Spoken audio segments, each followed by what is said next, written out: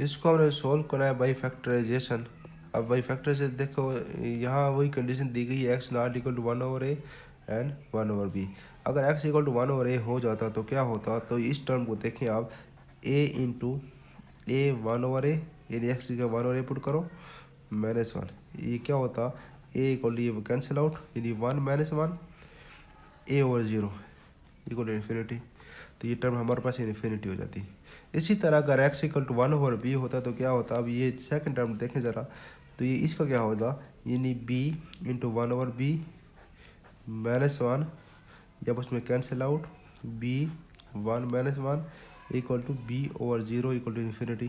तो ये टर्म हमारे पास इन्फिनिटी हो जाती।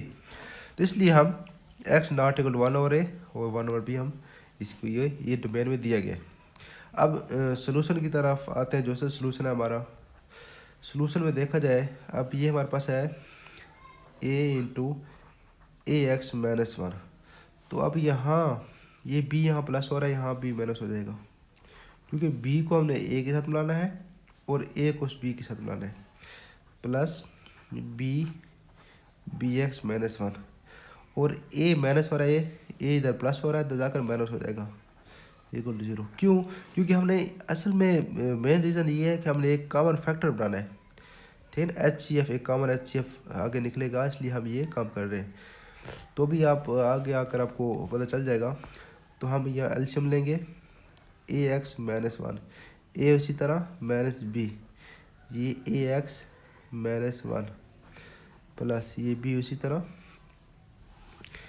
एल्शियम bx -1 एल्शियम minus a bx -1 equal to 0।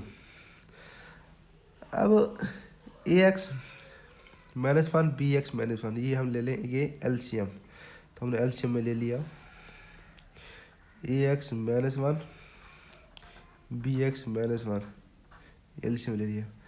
अब ये तो इसके नीचे ये तो नहीं है, तो ये टर्म इसके साथ मल्टीप्लाई हो जाएगी, यानी bx -1 मल्टीप्लाई हो जाएगी इस पूरी टर्म के साथ। ये टर्म हमारे पास है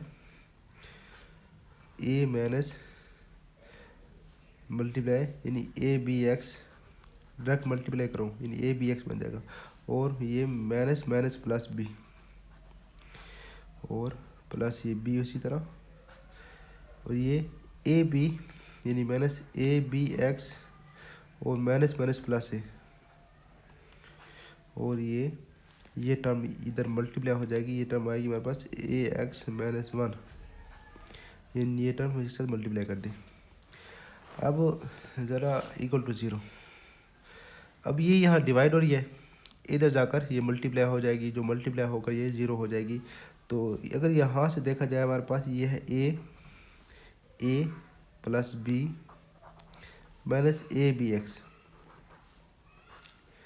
और ये हमारे पास आ गया बी एक्स -1 और प्लस, अब इसको देखो, इसको अरेंज करें तो हमारे पास A plus B minus A B X into A X -1 equal to 0। अब यहाँ से देखा जाए तो a plus B minus A B X, A plus B minus A B X, अब ये दोनों क्या आएंगे, इन दोनों में हम कॉमन ले लेंगे, हाईएस्ट कॉमन फैक्टर निकलेंगे, कॉमन ले लेंगे हम। तो a plus B minus A B x हमने कॉमन ले लिया। अंदर हमारे पास क्या बचा, अंदर ये बचा बी एक्स -1 और प्लस ए एक्स -1। तो अब इक्वल टू 0, ये नहीं हमारे पास a plus B minus A B x equal to 0, और दूसरी तरफ b, यहाँ b है plus a, b plus a, ठीक है, x मैंने कॉमन ले लिया, और -1 और -1 -2 हो गया इक्वल टू 0। आसानी के लिए मैं कर रहा हूँ ये। अच्छा, यहाँ से अब minus A B x equal to A plus b, यहाँ ऐड हो रहे हैं, अंदर जाकर माइनस हो जाएंगे, माइनस ए प्लस बी हो जाएंगे।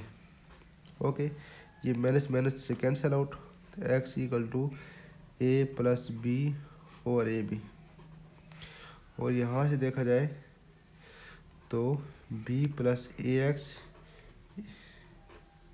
B plus A into X equal to -2, इधर +2 हो जाएगा, और X equal to 2 B plus A या ए प्लस बी, कोई फ़र्क नहीं है। तो ये हमारे पास आ गया।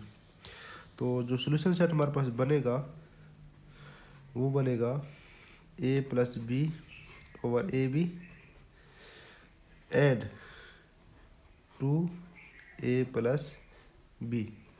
ये हमारे पास सोल्यूशन सेट आ गया इसका।